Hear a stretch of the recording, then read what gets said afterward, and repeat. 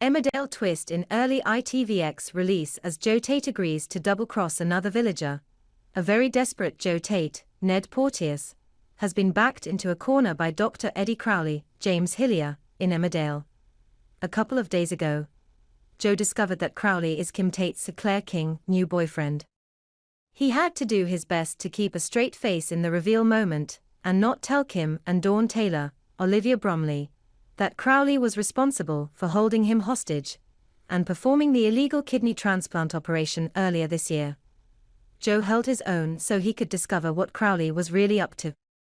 When they were alone, Joe learnt that Crowley plans to steal all of Kim's money and needs his help to do it. Betraying Kim was the last thing Joe wanted to do, but it seemed as though he didn't have any choice.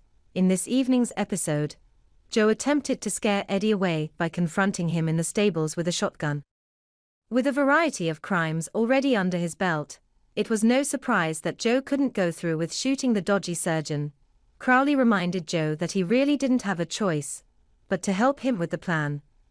Joe already knows what Crowley is capable of, so he was fully aware that he'd report him to the police for the kidney operation, spiking of Noah Dingle at Jack Downham and the limo crash, if he refused to cooperate.